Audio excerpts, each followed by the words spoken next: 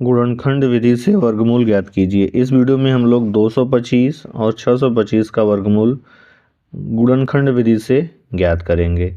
चलिए सबसे पहले हम 225 का गुणनखंड करते हैं। 225 का जैसे वर्गमूल निकालते हैं उसी तरह हम करेंगे अभाज्य गुणनखंड। अब ये 225 है, सबसे पहले इस तरह बना लेते हैं। ये एक विषम संख्या है यानी 2 से विभाजित नहीं होगी। अब यह 3 से विभाजित होगी कि नहीं होगी, चलिए यह चेक कर लेते हैं।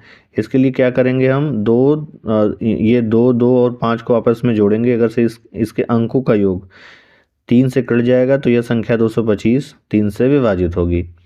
2 2 4, 4 में 5 जोड़ेंगे 9, यानी 9 आ रहा है इसका योग, यानी यह 3 से कटेगी। तो 3 से चलिए इसको काट देते हैं। 3 चौके 3, 22 से 3 7 बार में भाग जाएगा, 3 7 21, एक बचेगा तो 3 5 15, 75 बार में कट गया। 7 और 5 जोड़ेंगे तो 12 आएगा, यानी 3 से फिर कट जाएगा।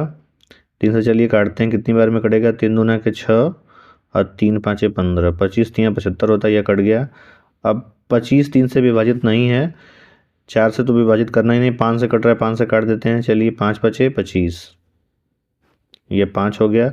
5 से फिर एक बार में कट जाएगा, चलिए इसको काट देते हैं। 5 एकम 5, यानी 225 का अभाज्य गुणनखंड करने पे हमें क्या मिल गया, हमें मिला है 225 का अभाज्य गुणनखंड मिला है 3 × 3 5 × 5। अब 225 का वर्गमूल निकालने के लिए हम क्या करते हैं, यह जो अभाज्य गुणनखंड आया इसमें हम जोड़ा बनाएंगे उसका, 2 2 का।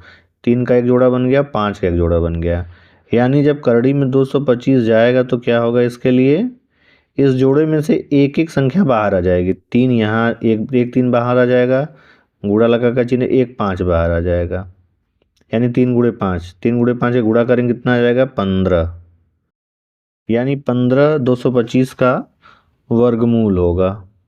ये हो जाएगा उत्तर। हम जानते भी हैं कि 15 का वर्ग कितना होता है, 225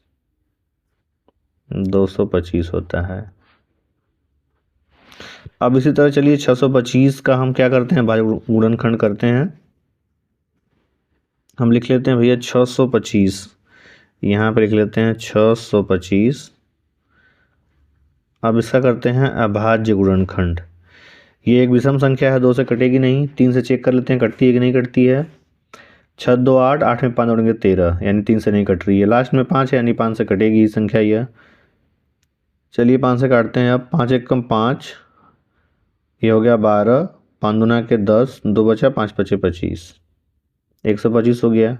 फिर 5 से कट रहा है, लास्ट में 5 है तो 5 से काटेंगे, 5 दूना के 10 और 5 5 25, 25 है, 5 बार में फिर कटेगा 5 से, चलिए काट देते हैं। 5 5 25 और 5 एकम 5, ठीक है, यानी 625 का अभाज्य गुणनखंड हमें क्या मिल गया, 625 का अभाज्य गुणनखंड मिल गया। 4 बार 5 है, 1 2 3 4, 5 बार 4 है, हम इसको लिख लेते हैं 5 बार, 4 बार 5, ठीक है। अब हम जोड़ा बना देते हैं, पिछले में जैसे बनाए थे।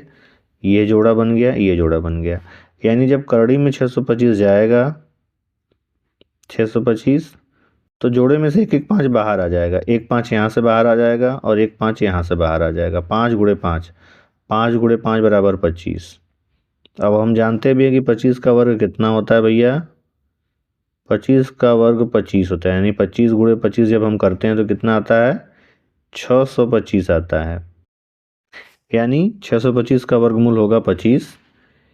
इसी तरह हम लोग गुणनखंड विधि से वर्गमूल निकालते हैं।